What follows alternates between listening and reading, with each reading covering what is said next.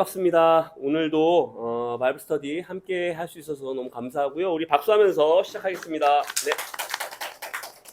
자, 우리 지난 시간에 했던 내용 잠깐 빠르게 복습하고 오늘 로마서 16장까지 나가보려고 합니다.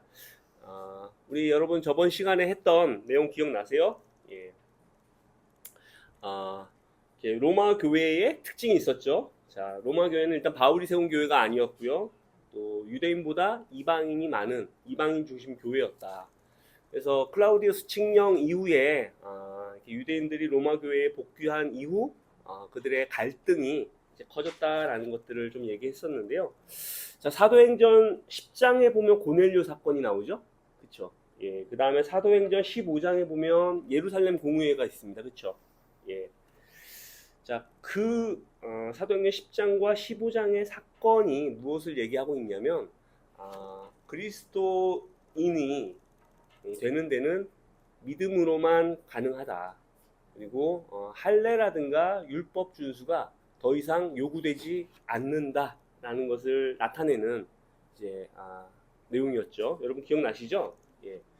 자, 그럼에도 불구하고 유대인들의 율법 준수 전통, 특히 어떤 할례라든가 그런 또 절기 준수, 또 음식법 이런 것들에 대한 습관, 오래된 습관이었잖아요, 유대인들의. 이런 것들이 쉽게 바뀌지는 않았습니다. 그래서 이런 것들 때문에 유대 그리스도인들과 또 이방 그리스도인들 간에 갈등과 마찰이 발생했다.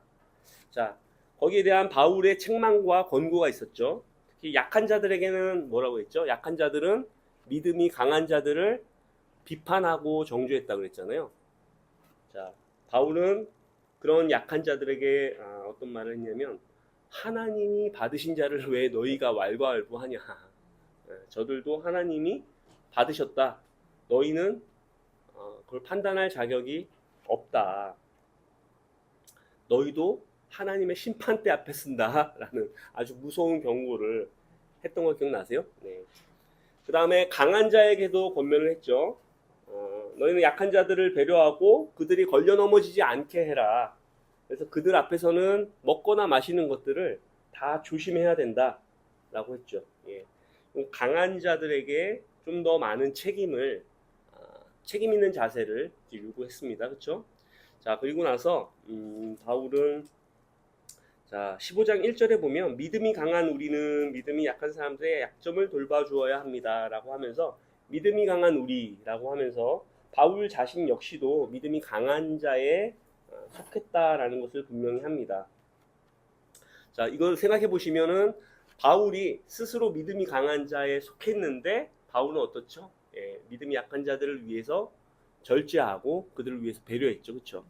만약에 바울이 믿음이 강한 자에게 속해 있지 않은데 너희들이 우리를 배려해라 라고 한다면 그것은 뭐라 그럴까요? 좀 본이 되지 못할 수도 있고요.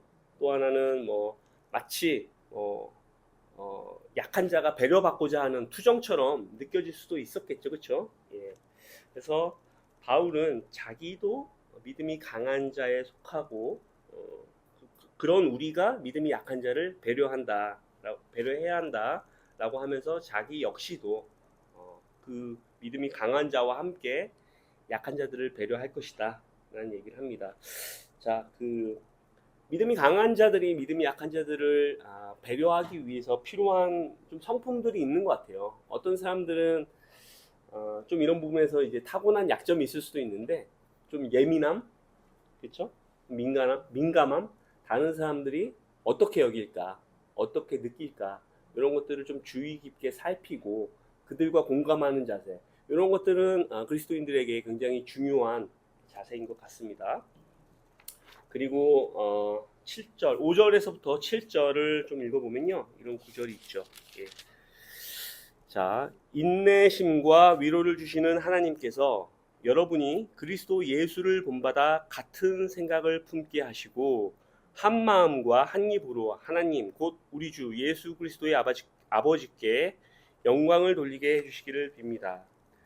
그러므로 그리스도께서 하나님의 영광을 드러내시려고 여러분을 받아들이신 것과 같이 여러분도 서로 받아들이십시오. 자, 믿음이 강한 자와 약한 자 모두에게 권면과 충고를 한 이후에 종합적으로 서로 받아줘야 한다. 예. 믿음이 강한 자에게도 믿음이 약한 자에게도 너희는 서로를 받아들여야 한다라는 가르침을 줍니다. 자, 이게 되게 좋은 가르침이잖아요. 도덕적인 것 같고 윤리적인 것 같고. 근데 이것이 세상에서도 성품이 좋은 사람들, 또 신사적이고 사람들을 배려하고 이런 사람들이 있잖아요. 그렇죠? 그런 사람들과 다른 게 뭘까요? 여기 보면은 5절에 그리스도 예수를 본바다 라고 되어 있습니다. 그렇죠? 예. 이들이 이렇게 하는 것은 그리스도의 본을 따라 그렇게 하는 것이다.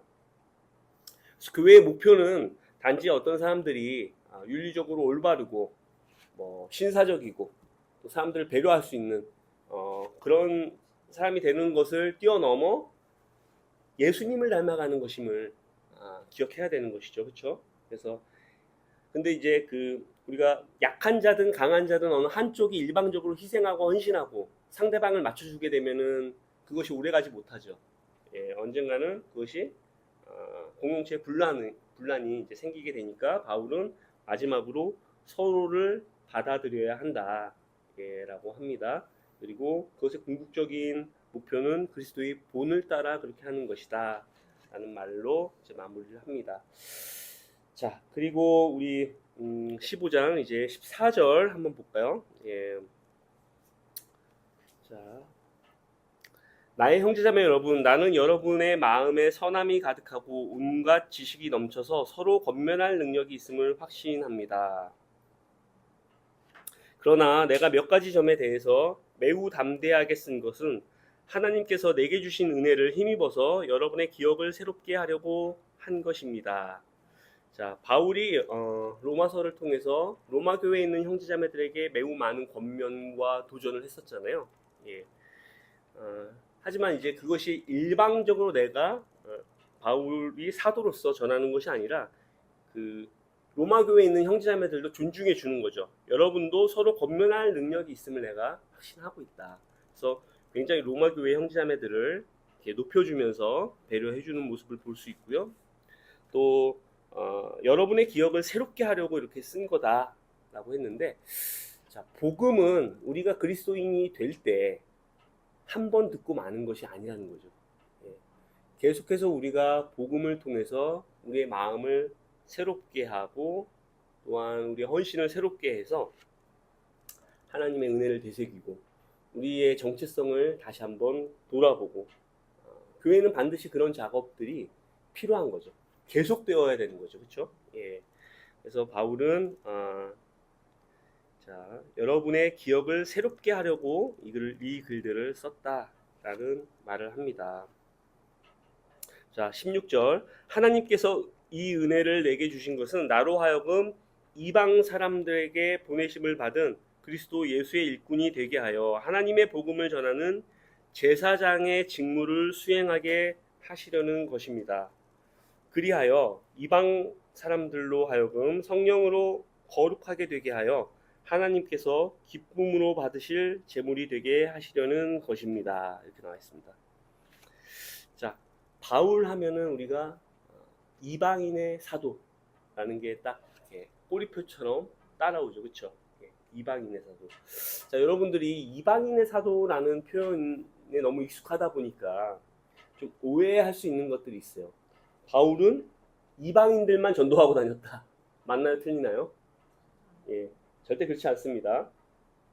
바울은 전도 여행을 할 때 항상 먼저 들르는 곳이 어디죠? 예, 유대인의 회당이었습니다. 유대인의 회당에는 유대인들이 있었어요. 예, 그리고 당연히 하나님을 경외하는 자라고 불리는 이방인도 그곳에 있었죠. 예. 바울이 순수하게 이방인들만을 대상으로 복음을 전했던 곳은 사도행전 17장 아테네 전도가 유일합니다. 거의. 예. 그래서 바울이 이방인의 사도라고 해서 이방인들만을 대상으로 복음을 전하고 다녔다라고 혹시 잘못 생각하시면 안 되고요. 예. 자, 여기서 바울은 이렇게 대도시를 중심으로 지중해 전역에 있는 대도시를 중심으로 이제 전도하고 다녔다라는 것을 저는 좀 얘기를 했는데요. 그것이 바울의 임박한 종말론 사상, 임박한 재림 사상에 기인한 것이다 라는 얘기를 저는 또 드렸었고요. 또 한번 상기해 보시면 좋겠습니다. 그래서 대도시의 복음이 전파되면 그곳을 통해서 다른 중소도시에 복음이 뻗어나갈 것이다 라는 확신을 바울은 가지고 있었습니다. 그래서 바울을 이방인의 사도라고 보통 얘기하지만 좀 더 정확한 표현은 이방지역 순회 전도자, 이런 표현이 좀 더 정확할 수 있습니다. 자, 참고해 보시면 좋겠고요. 자, 16절에 보면 바울이 재밌는 표현을 씁니다. 뭐라고 하냐면, 자, 복음의 제사장 직분을 나는 수행하고 있다 라고 합니다. 복음의 제사장 직분. 예. 자, 하나님의 복음을 전하는 제사장의 직무를 수행하게 하시려는 것입니다. 자, 하나님의 복음을 전하는 제사장의 직무. 자, 이 표현이 좀 재미있는 표현인데요. 자, 구약 시대에 보면 물론 신약 시대 예수님 당시에도 성전에서 제사가 드려지고 있었죠. 예. 특별히 구약 성경 우리 출애굽기 이후에 보면 또 레위기가 나오는데, 레위기에는 각종 제사법들이 나오잖아요, 그렇죠? 예. 거기 보면 이제 제사장이 있는데, 제사장이 제사를 드리러 온 이스라엘 백성이 이제 제물을 가지고 오는데 제사를 집례해 주죠. 예. 그때 소와 양이나 비둘기, 심지어 곡식까지도 이제 가져오면 제사자가 가져온 그 희생 제물을 가지고 이렇게 제사장이 제사를 이제 집례를 하는데, 거기서 중요한 특징 중에 하나가 뭐냐면 그 제물은 흠 없는 짐승이어야 됐어요.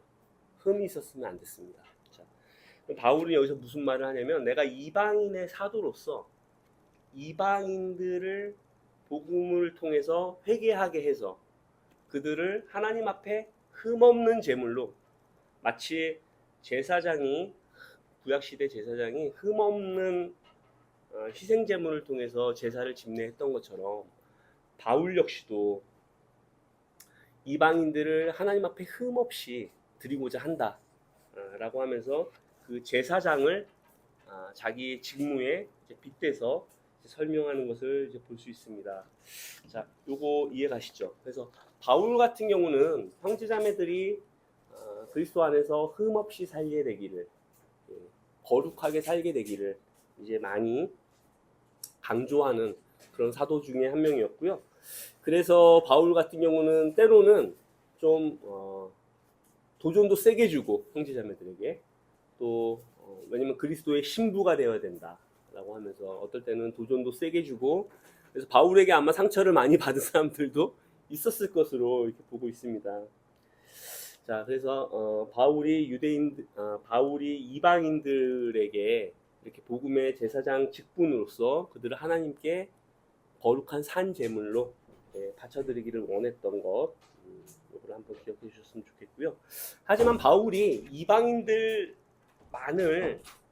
염두에 두고 있었던 건 아니에요.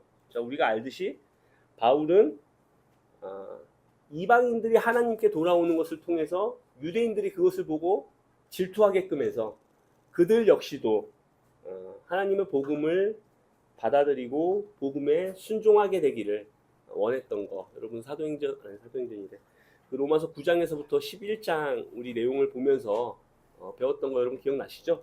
예, 그래서 자, 그런 것도 한번 마지막으로 좀 이렇게 생각해 보시면 좋겠습니다. 자, 15장 22절을 한번 보겠습니다. 자, 15장 22절서부터 바울이 로마 방문 계획을 이제 편지에 기록하고 있는데요. 자, 그래서 내가 여러분에게 가려고 하였으나 여러분 길이 막혔습니다. 자, 바울이 원래 로마 교회에 가려고 여러 차례 시도를 했었는데 미니스트리에 많은 문제들이 있었어요. 예, 많은 고난을 당하고 또 미니스트리에 많은 문제가 있으면서 그곳에 또 편지도 보내야 했고요. 여러 어려움들이 있었다라는 것을 바울이 얘기합니다. 자, 23절. 그러나 이제는 이 지역에서 내가 일해야 할 곳이 더 없습니다.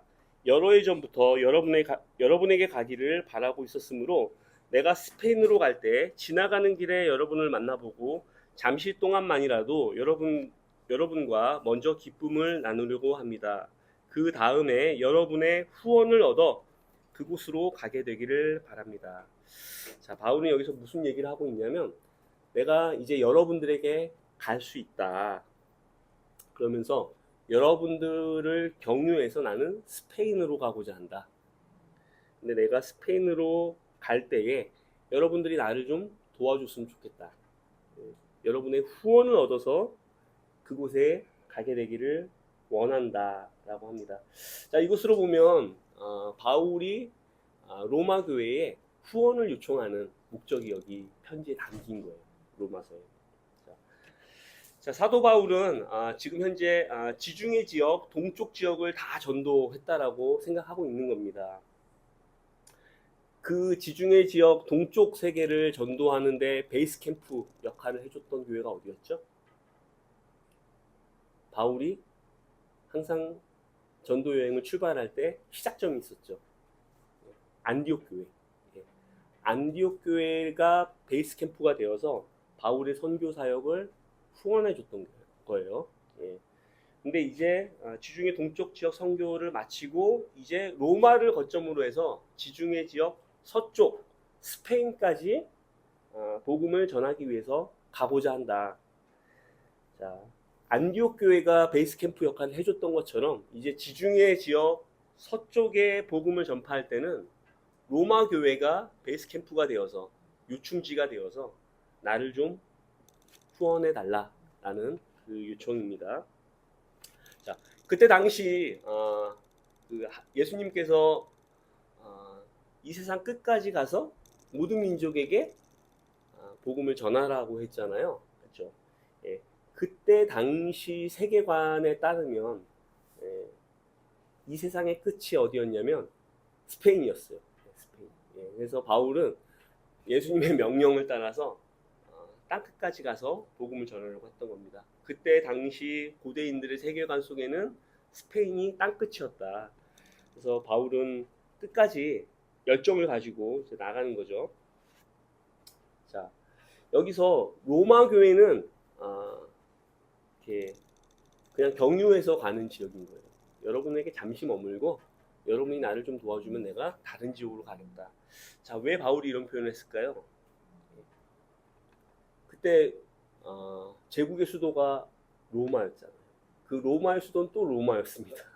제국의 수도 로마에 자기가 영향력을 미치려고 한다라는 그런 오해를 받고 싶지 않았어요. 원래 바울은 다른 사람이 세운 터 위에는 복음을 전하지 않는다라는 그 원칙이 있었습니다. 그래서 예루살렘 유대 지역에서도 이렇게 바울은 복음을 전하지 않았잖아요. 거기는 다른 사도들에게 맡겨두고 이방 세계로 이제 바울은 나갔던 거였고요. 이미 복음이 전파되고 교회가 세워진 로마 지역에도 바울이 머무르려고 하지 않았습니다. 그래서 바울은 이제 더 나가려고 하는데 이때 당시 이제 바울은 한 20년 이상을 이미 이제 복음 사역을 하고 있었던 때였습니다. 어떻게 보면은 인생의 거의 말년에 가까운 그런 시간이었는데요. 이때쯤이 대략 바울의 나이가 한 50세 정도 되었을 것으로 추측을 합니다. 근데 당시에 남자들의 평균 수명이 몇 살인지 아세요? 40, 50대가 40대라고 그래요. 40대. 그러니까 바울은 이미 이때 당시 나이가 그 당시 평균 수명을 훨씬 뛰어넘은 어떻게 보면 굉장히 뭐라 그럴까요? 나이가 많은 인생의 말년을 보내고 있었던 그런 시간이었어요. 자, 여러분이 인생의 말년이면은 좀 편안하게 이제 여생을 즐기면서 살고 싶지 않을까요? 그쵸? 이제는 노후를 좀 편안하게 보내고 그러고 싶을 텐데 바울은 그 인생의 말년에 또다시 복음 전파를 위한 계획을 세우는 거예요. 굉장히 지치지 않는 그 열정의 남자를 우리는 볼 수 있습니다. 자, 근데 바울에게 근심이 좀 있었습니다. 어떤 근심이 있었냐면 좀 읽어볼게요. 자, 25절서부터 읽어보겠습니다. 그러나 지금 나는 성도들을 돕는 일로 예루살렘에 갑니다. 마케도니아와 아가야 사람들이 기쁜 마음으로 예루살렘에 사는 성도들 가운데 가난한 사람들에게 보낼 구제금을 마련하였기 때문입니다. 그들은 기쁜 마음으로 그렇게 하였습니다. 그들은 정말로 예루살렘 성도들에게 빚을 진 사람들입니다. 이방 사람들은 그들에게서 신령한 복을 나누어 받았으니 육신의 생활에 필요한 것으로 그들에게 봉사할 의무가 있습니다. 자, 여기서 바울이 여러분에게 가기를 원한다. 여러분들을 경유해서 로마 교회를 경유해서 스페인으로 가고자 하는데 그 전에 마지막으로 해야 될 일이 있다. 그것은 뭐냐면 예루살렘에 가야 된다. 자, 그것은 예루살렘 교회에 있는 형제자매들이 극심한 가난에 지금 쪼들리고 있었거든요. 당시 기근 때문에 굉장히 예루살렘 교회는 경제적으로 어려웠던 것으로 나오는데요. 그들을 돕기 위해서 마케도니아와 아가야 지역에 있는 형제자매들이 구제 헌금을 마련했다. 이것을 그들에게 전달해 주러 가야 된다. 그리고 그것이 잘 전달되면 내가 로마를 경유해서 여러분의 도움을 힘입어 스페인으로 가고 싶다라는 얘기를 하는 거죠. 자, 근데 바울에게 있어서 예루살렘 교회를 가는 것은 굉장히 위험한 일이었습니다. 왜 그런지 아세요? 여러분 사도행전에 보면은 우리 사도행전 같이 공부하신 분들 보면은 사도행전 바울이 유대로 갔을 때 예루살렘으로 갔을 때 어떤 일이 일어났는지 아시죠? 예, 그거 우리 잠깐 한번 볼까요? 사도행전 21장. 예.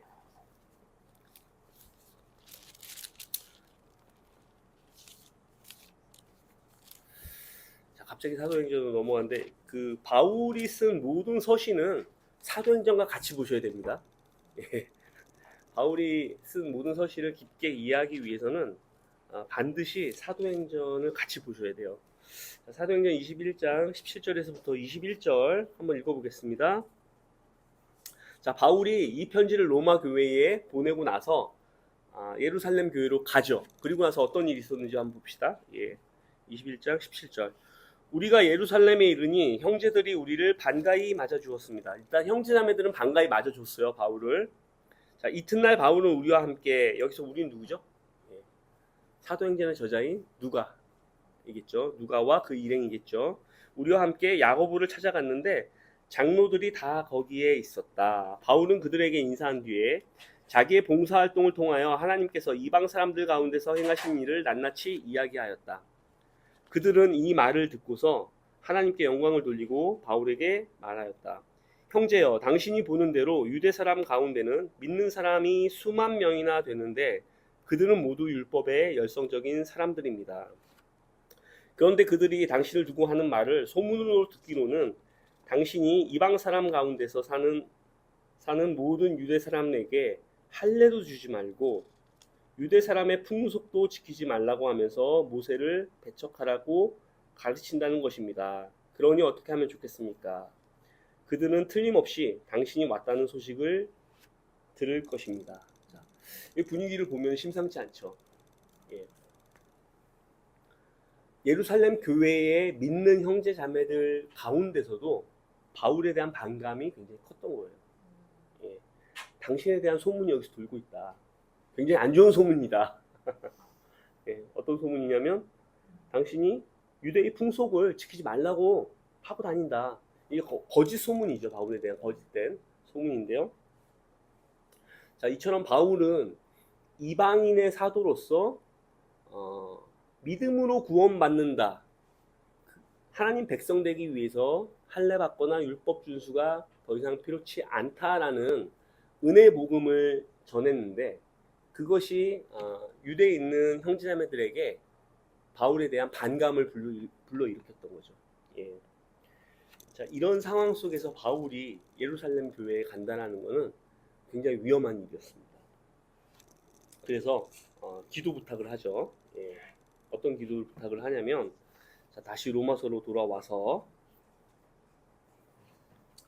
자, 여러분 이해되시죠? 예. 자, 28절 한번 읽어보겠습니다. 예.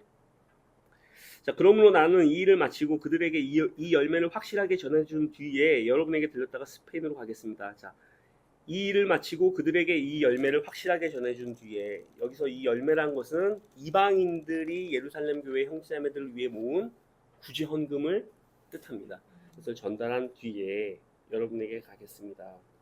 자, 30절. 형제자매 여러분, 내가 우리 주 예수 그리스도를 힘입어서 그리고 성령의 사랑을 힘입어서 여러분에게 부탁합니다. 나도 기도합니다면 여러분도 나를 위하여 하나님께 열심히 기도해 주십시오. 나를 위해 기도해 달라고 하는 겁니다. 내가 유대에 있는 믿지 않는 자들에게서 화를 당하지 않도록. 자, 일단은 유대 교회에 있는, 예루살렘 교회에 있는 믿는 사람들도 바울에 대해서 이 정도인데, 믿지 않는 사람들은 보통이 아니겠죠. 바울이 나타나면 잡아 죽일 생각을 하고 있었던 거예요. 그래서 유대에 있는 믿지 않는 자들에게서 화를 당하지 않도록, 그리고 또 내가 예루살렘으로 가져가는 구제금이 그곳 성도들에게 기쁘게 받아들여지도록 기도해 주십시오. 자, 바울이 사실 이방인들이 예루살렘 교회의 가난한 형제자매들을 위해서 모은 구제 헌금을 가지고 가는데, 이것이 받아들여질지 안 받아들여질지 확신할 수 없는 거예요. 배척할 수도 있는 상황이었습니다. 예. 이것이 그들이 기쁘게 받아들여질 수 있도록 좀 기도해달라라고 하는 바울의 그 심정이 좀 느껴지십니까? 자, 그때 당시 예루살렘 교회 안에는 바울에 대한 이렇게 그 안 좋은 소문들과 거짓 소문이죠. 그 다음에 나쁜 정서들이 팽배해 있었고, 그리고 그 유대인들 가운데는 이방인들에게서 어떤 재물을 받는다라는 것은 타락한 행위다라는 어떤 가르침 또한 그들 가운데 있었어요. 그리고 이방인들은, 유대인들은 이방의 오랜 압제 가운데 살지 않았습니까? 예. 그런데 그 이방 지역을 돌아다니면서 선교 활동을 하고 돌아오는 사도에 대해서 고운 시선이 아니겠죠. 예. 자, 그래서 이 헌금을 그들이 안 받을 수도 있는 그런 상황인데요. 사도행전에는 이 헌금을 받았다고 나올까요? 안 받았다고 나올까요? 예. 받았다고 나올까요? 안 받았다고 나올까요? 그런 기록이 없습니다. 받았다는 기록도 없고 안 받았다는 기록도 없어요. 그러면 받았을 것 같으세요? 안 받았을 것 같으세요? 많은 학자들은 안 받았을 걸로 보고 있습니다. 예. 뭐 일부는 받았다라고 보는 학자들도 있어요. 예. 자, 예? 저한테 주면 잘 받을 텐데 안 받았을 것으로 보고 있습니다. 이게 되게 마음이 아픈 일이죠. 유대인들의 그 배타적인 선민의식이 굉장히 강했던 거죠. 그렇죠? 예. 자, 그래서 로마 교회에 편지를 써서 내가 이제 곧 예루살렘에 가는데 이 헌금이 받아들여질 수 있도록 기도해달라는 부탁까지 하는 거예요. 예. 자, 참 마음 아픈 얘기입니다. 자, 그리고 또 하나의 기도 부탁은 유대에 있는 믿지 않는 자들로부터 해를 입지 않도록 내가 그곳에서 안전하게 잘 있다가 여러분에게 가고 싶다라는 기도 부탁을 하는 겁니다. 이 사람들은 이제 믿지 않는 정통 유대인들을 얘기하는 거겠죠. 예. 그러니까 예루살렘 유대 지역은 믿지 않는 사람들은 말할 것도 없고 그곳 교회에 있는 형제 자매들조차도 바울에게 적대감과 반감, 또 오해, 불신, 거짓 소문 이런 것들이 있었던 겁니다. 그러니까 바울이 얼마나 비참한 사도인지 아시겠죠. 지금은 우리는 바울이 믿음의 사도고 정말 최고 아닙니까? 뭐 거의 그렇게 여겨지지만 그때 당시에는 바울이 그렇게 여겨지지 않았어요. 초창기 때는. 예. 자, 아니나 다를까 사도행전 21장에 보면은 바울이 그곳에서 제사를 드리는 가운데 유대인들의 폭동으로 잡히게 되죠. 예. 그리고 죽을 뻔한 위기에서 로마 경비병들에 의해서 구출되죠. 그렇죠? 뭐 체포되는 것처럼 구출돼요. 예. 자, 그럼 여러분 한번 생각해 보십시오. 예. 이렇게 위험하고 긴박한 상황인데 왜 예루살렘으로 가고자 했을까? 그 답은 나와 있어요. 헌금을 전달하기 위해서. 근데 왜 굳이 바울이 가려고 했을까? 이것을 다른 제자들에게 시켜서 전달해 주면 되지 않았을까요? 근데 왜 바울이 이런 위험을 무릅쓰고 예루살렘 교회에 직접 가려고 했을까? 뭘 것 같으세요? 예. 횡령이라던가 돈에 대한 유혹 같은 걸 그 사람이 느낄 수 있으니까 가장 확실한 방법은 내가 직접 전달하는 거다. 그렇게 생각합니다. 예, 그랬을 수도 있고 거기에 사도행전에 보면은 이 헌금을 전달하기 위해서 대규모 형제자매들이 구성돼요. 예, 예. 그래서 서로 아마 크로스 체크하면서 이 헌금이 분실되거나 아니면은 뭐 이렇게 나쁜데 쓰이지 않게끔 서로 많은 형제자매들이 이 돈을 가져갑니다. 이게 사도행전에 나와 있어요. 자, 아마 그런 이유보다는 이런 이유가 많았을 겁니다. 뭐냐면 이방인 교회에서 보낸 헌금을 예루살렘 교회가 받는다면 그것은 이방 세계와 유대 세계의 그리고 그 분열되어 있는 교회가 하나로 화합되는 거죠. 예. 그 분열을 막기 위해서 바울이 직접 나서는 거예요. 예. 예루살렘 교회와 이방 교회의 분열을 막기 위해서 바울이 목숨을 걸고 지금 들어가는 겁니다. 그리고 이렇게 급속도로 예루살렘 교회가 유대주의화되고 있잖아요. 율법주의화되고 있잖아요. 그렇죠? 그것을 막기 위해서 그곳에 가서 형제 자매들에게 바른 복음을 아마 설명하기 위해서 갔을 것입니다. 그렇죠? 예. 자, 이게 바로 사도 바울의 위대함이에요. 예.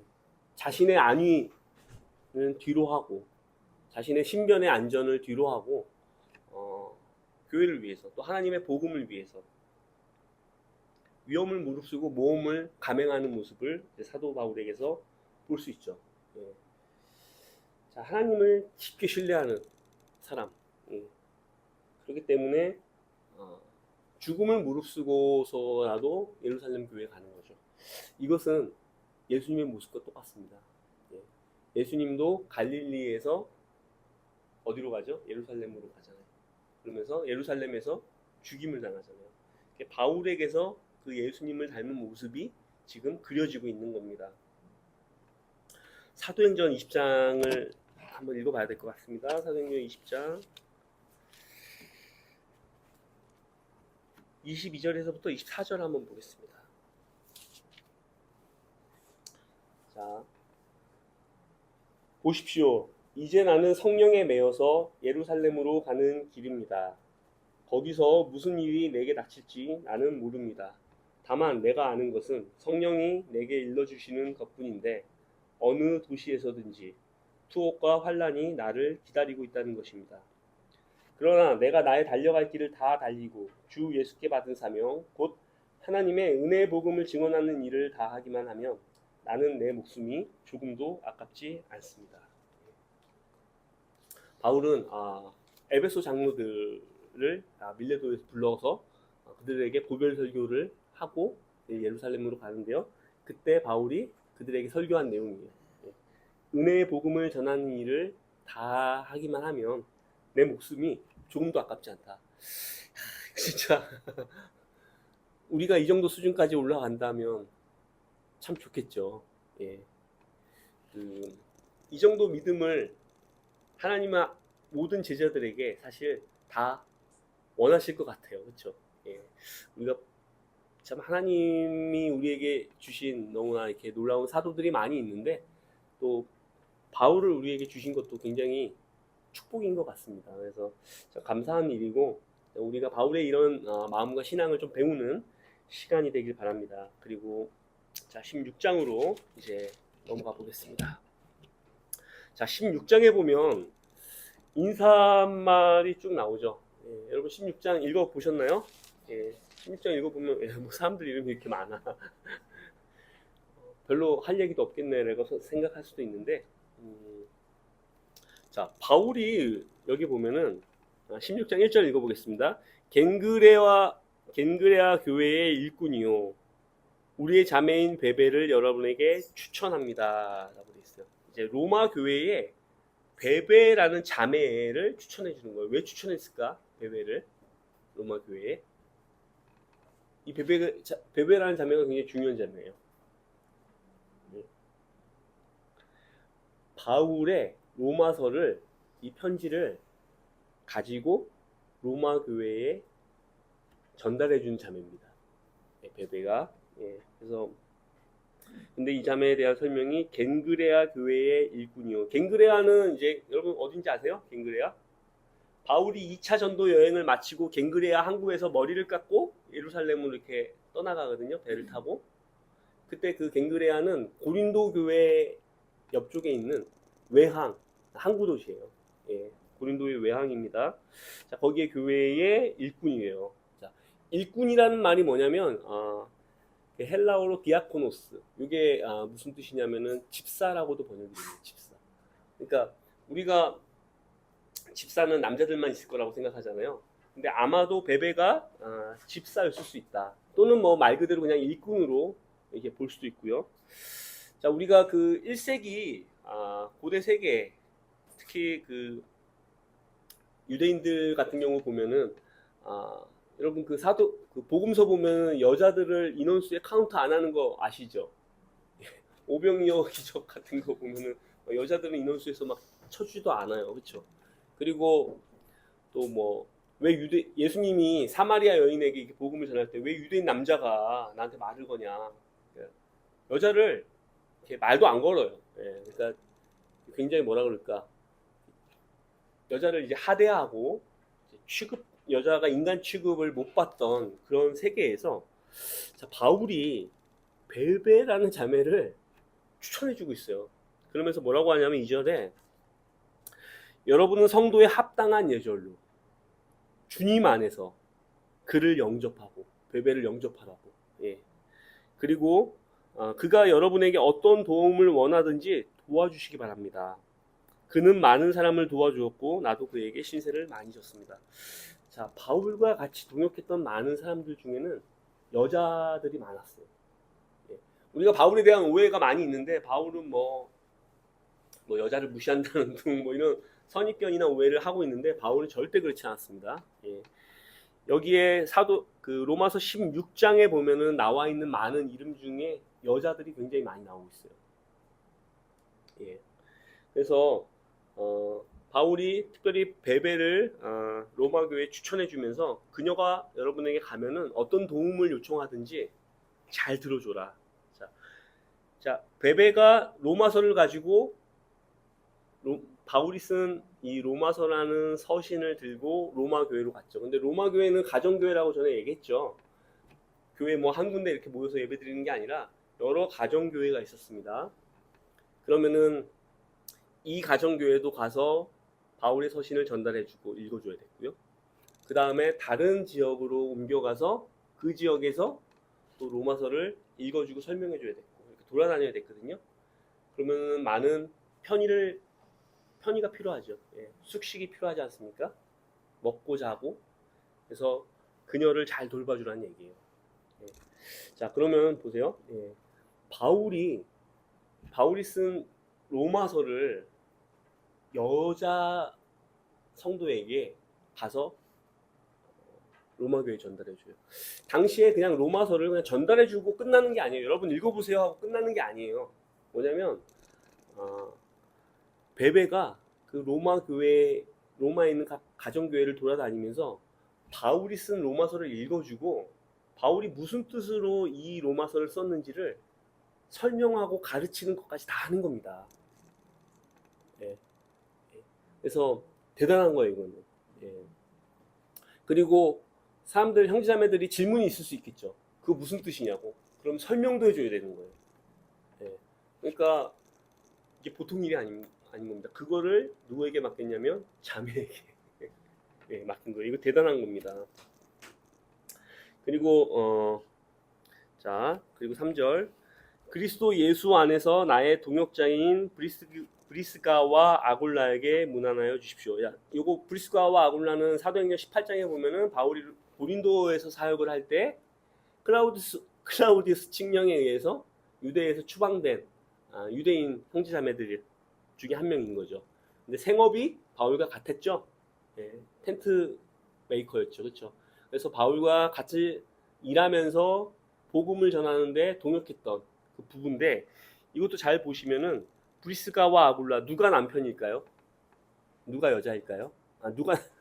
누가 남자고 누가 여자일까요?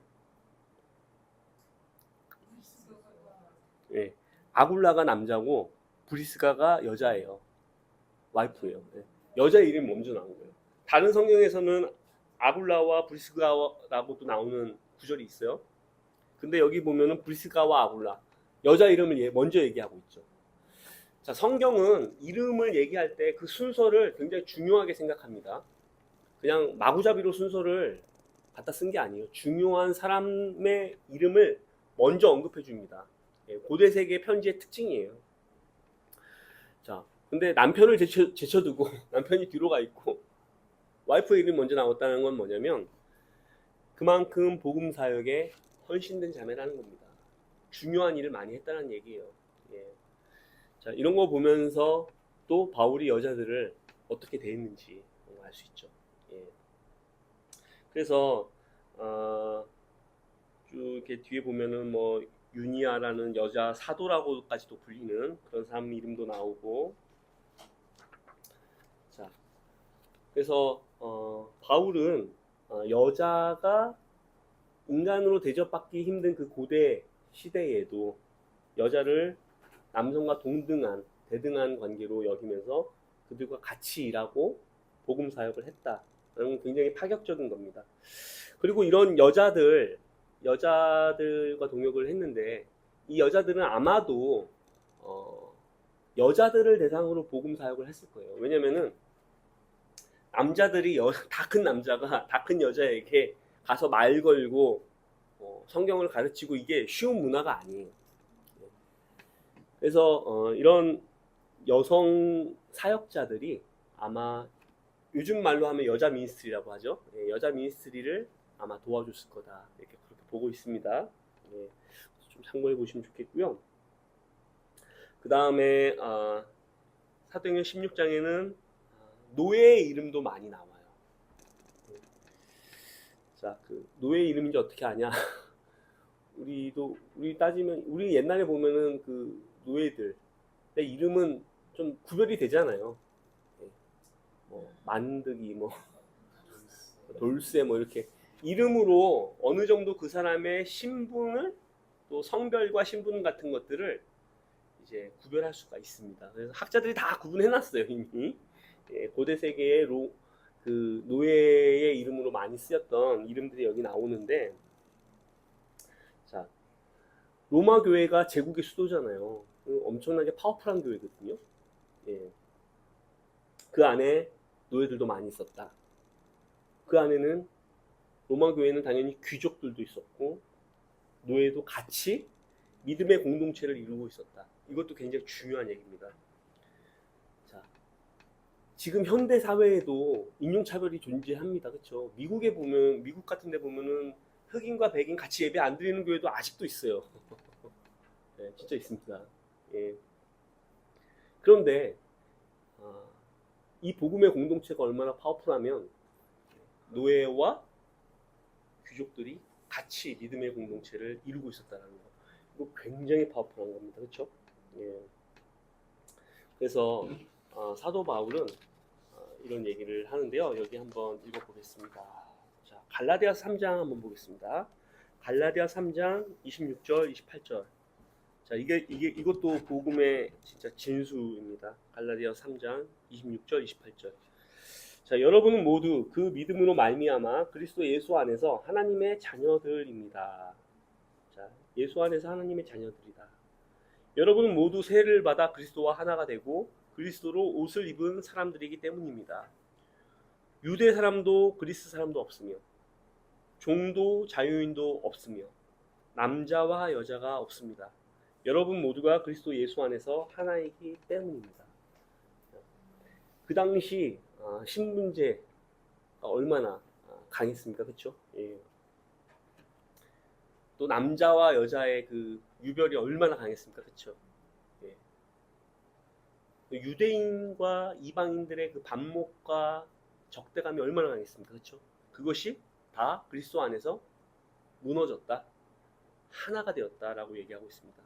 유대 사람도 그리스도 사람도 없으며 종도 자유인도 없으며 남자와 여자가 없습니다. 여러분 모두가 그리스도 예수 안에서 하나이기 때문입니다. 굉장히 파워풀한 얘기입니다. 그래서 사실 바울이 이렇게 쓰는 편지의 많은 부분이 교회 하나됨을 굉장히 강조하고 있어요. 분열의 소지가 그만큼 많았다는 것을 역설적으로 얘기해 주는 것이기도 하죠. 예. 자, 그 다음에 사도행전 16장, 로마서 16장에는 자, 13절 한번 볼까요? 자, 주님 안에서 택하심을 받은 루포와 그의 어머니에게 문안하여 주십시오. 그의 어머니는 곧 내 어머니이기도 합니다. 네. 주님 안에서 택하심을 받은 루포와 그의 어머니에게 문안해달라. 자, 여러분 루포라는 사람 들어봤어요? 복음서 자세히 읽어보면 나오는데 복음서 마가복음 15장에 보면은 예수님께서 골고다로 십자가를 지고 가는데 힘이 없어서 쓰러지시죠. 그래서 그 십자가 막대기를 누가 대신 이고 가죠? 구레네 사람 시몬. 그렇죠. 대단하시네. 구레네 사람 시몬이 예수님 대신에 십자가를 지고 가죠. 그렇죠. 거기 표현에 어떤 말이 있냐면 알렉산더와 루포의 아버지 구레네 사람 시몬이라는 구절이 있어요. 즉 그 예수님의 십자가를 대신 지고 갔던 구레네 사람 시몬의 아들이 루포예요. 근데 그의 어머니니까 그 시몬의 와이프겠죠. 예, 이 사람이 나의 어머니와 같은 사람이다라고 지금 얘기하고 있습니다. 학자들은 그렇게 추론을 해요. 이 사람이 아마 그 사람일 거라고, 같은 루포일 거라고. 근데 같은 이름이 많이 쓰일 수 있었기 때문에 아닐 수도 있습니다. 자, 근데 여기서 중요한 표현은 뭐냐면 루포의 어머니는 나의 어머니이기도 하대요. 예, 그 여러분 교회에서 나이 많은 어르신이 나의 어머니이기도 한 거예요. 예, 바울이 이 정도 표현을 썼다는 것은 그 루포의 어머니에게서 많은 위로를 받고 격려를 받고 했다는 거예요. 아주 특별한 관계였다는 얘기입니다. 네. 그 혈연지연이 우리는 강한 사회잖아요. 그렇죠? 근데 교회 공동체는 어떤 공동체냐면 혈연을 뛰어넘는 가족 관계인 거죠. 성별도 신분도 계급도 또 혈연도 모두를 뛰어넘어서 하나 되는 공동체, 또 다른 가족이라는 것을 여러분들이 좀 이해해 주면 좋겠습니다. 그래서 복음이 그만큼 세상 문화와 다르게 굉장히 파워풀하다.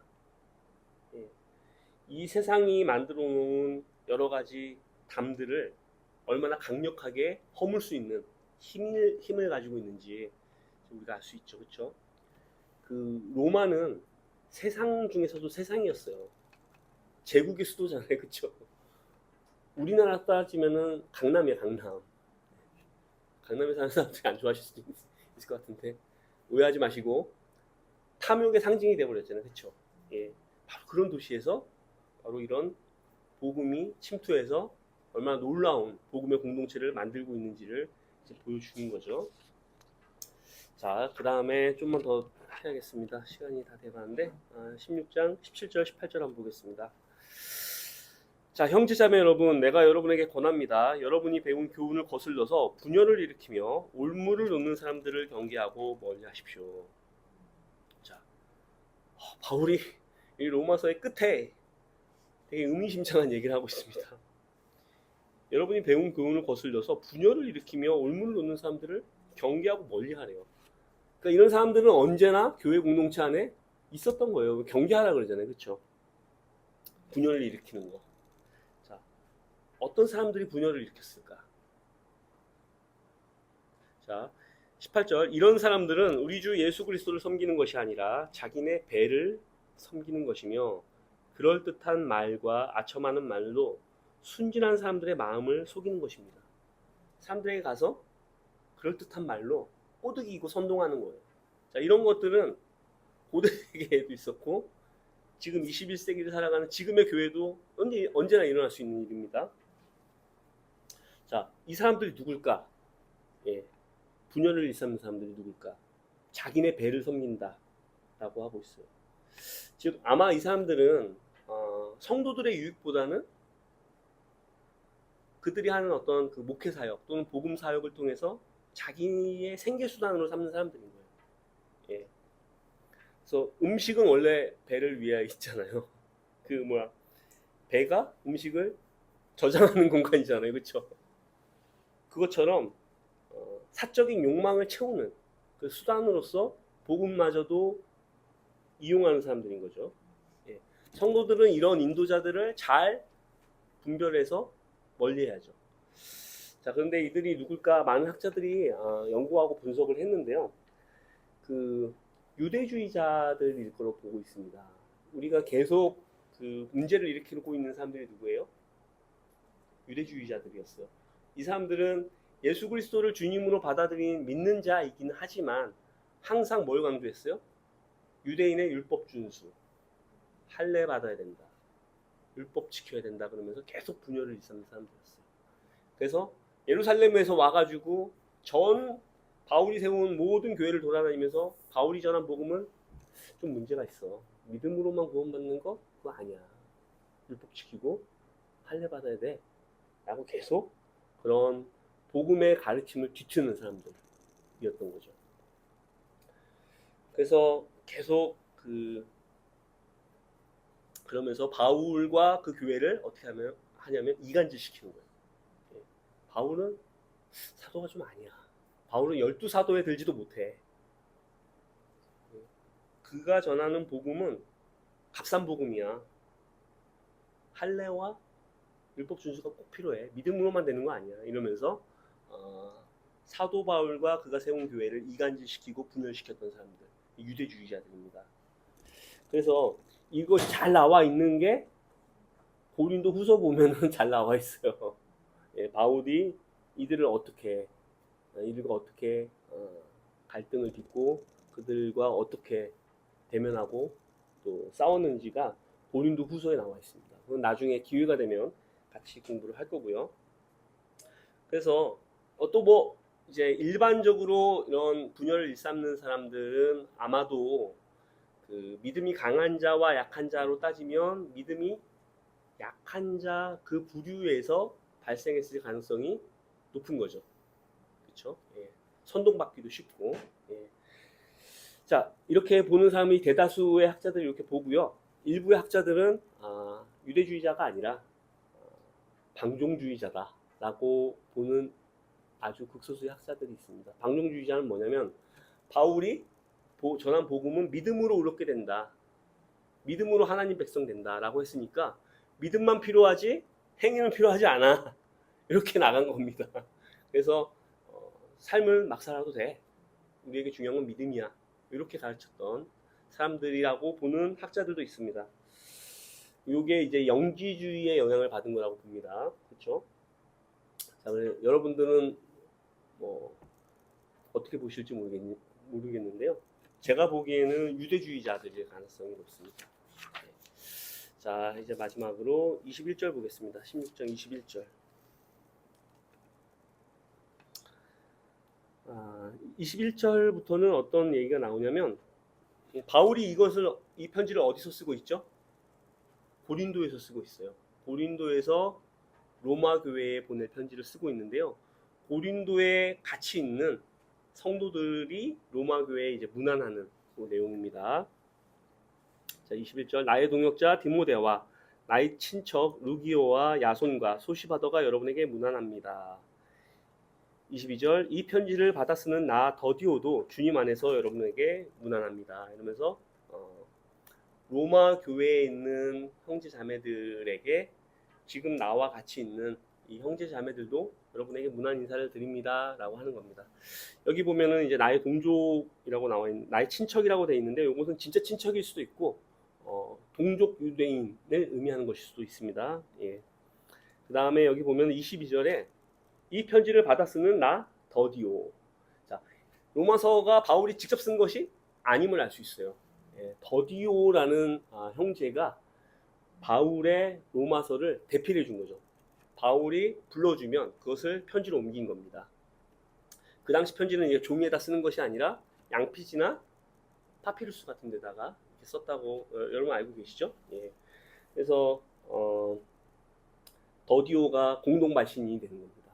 자, 24절을 볼까요? 24절 뭐라고 나와 있죠? 없음. 24절 왜 없을까? 24절은 왜 없을까요? 예. 요거는 그냥 참고적으로 여러분들에게 설명드리려고 제가 말한 건데요. 지금 우리가 보는 이제 성경은 지금 원본이 아니에요. 그쵸? 사본이 번역된 겁니다. 그쵸? 근데 이렇게 몇 장 몇 절 이렇게 구분된 거는 16세기 중세시대에 이르러서야 장과 절이 확정됐어요. 그래서 그때 당시에는 그때 당시 사본에는 이 절이 있었던 겁니다. 근데 그 이후에 사본학이 발달되면서 더 좋은 원문에 가까운 사본들, 그리고 더 옛날 사본들, 좋은 사본들 이런 것들이 이제 확보가 되고 분석을 해보니까 원문에는 이 구절이 빠져 있었네 이렇게 된 거예요. 그래서 장과 절은 이미 확정돼서 바꿀 수가 없으니까 그 이후에 삭제를 한 겁니다. 예, 무슨 말인지 아시겠죠? 그런 게 절 없음입니다. 참고로 알면 좋겠고요. 자, 마지막입니다. 자, 마지막 25절서부터 27절 읽겠습니다. 하나님께서는 내가 전하는 복음 곧 예수 그리스도에 관한 선포로 여러분을 능히 튼튼히 세워주십니다. 그는 오랜 세월 동안 감추어 두었던 비밀을 계시해 주셨습니다. 그 비밀이 지금은 예언자들의 글로 환히 공개되고 영원하신 하나님의 명을 따라 모든 이방 사람들에게 알려져서 그들이 믿고 순종하게 되었습니다. 오직 한 분이신 지혜로우신 하나님께 예수 그리스도로 말미암아 영광이 영원 무궁하도록 있기를 빕니다. 아멘. 자, 바울이 여기서 뭐라고 하냐면 이 복음은 옛날에는 감추어져 있었는데 예언자들의 글에 드러나고 있었죠. 예수님의 메시아 되심이. 근데 명확하지가 않았죠, 그때는. 근데 이제는 예수님이 오심에 따라서 명확하게 복음이 드러났다라고 하면서 자, 영원하신 하나님의 명을 따라 모든 이방 사람들에게 알려져서 뭐라고 하냐면 그들이 믿고 순종하게 되었습니다. 자, 로마서의 맨 마지막 구절에 믿고 순종하게 하려고 한다. 이 복음은. 요 얘기를 했다는 게 굉장히 중요한 얘기예요. 믿게 하려 한다. 이것이 아니에요. 믿음이 그들의 순종을 낳게끔 한다는 것을 강조하고 있는 겁니다. 그래서 많은 현대의 크리스찬들이 16세기 종교개혁이 믿음으로 구원받는다라는 교리가 강력하게 형성되면서 믿기만 하면 된다라는 생각이 많이 팽배해 있어요. 그래서 많은 부작용을 낳고 있는데요. 복음은 결코 물론 믿음이 중요해요. 너무 중요하고 그것이 시작인데 그것이 우리 순종으로 우리 삶의 변화로 이어져야 함을 강조하고 있는 겁니다. 그래서 예수님은 우리의 믿음의 대상일 뿐만 아니라 우리의 순종의 대상이라는 것을 바울은 여기서 다시 한번 강조하고 있고 그리스도가 주님이시고 왕 되심을 강조하고 있는 겁니다. 그래서 복음의 핵심, 우리 로마서 1장 16절에 이런 구절이 있었습니다. 나는 복음을 부끄러워하지 않습니다. 이 복음은 유대 사람을 비롯하여 그리스 사람에게 이르기까지 모든 사람을 구원하는 하나님의 능력입니다. 모든 사람을 구원하는 하나님의 능력. 그 능력은 말 그대로 변화로 나타나는 거죠. 변화로 나타나지 않으면 그 복음이 능력일 수 없는 겁니다. 그렇죠? 예. 그래서 복음이 우리를 믿어 순종하게 한다라는 것을 마지막으로 얘기하고 있고 27절에 오직 한 분이신 지혜로우신 하나님께 예수 그리스도로 말미암아 영광이 영원 무궁하도록 있기를 빕니다. 아멘 하면서 이제 서신을 마치고 있습니다. 네. 이상으로 로마서 그동안 열심히 여러분 들어주셔서 감사드리고요. 16장까지 다 달려왔습니다. 예, 이상으로 로마서 강의 마치도록 하겠습니다. 감사합니다. 네.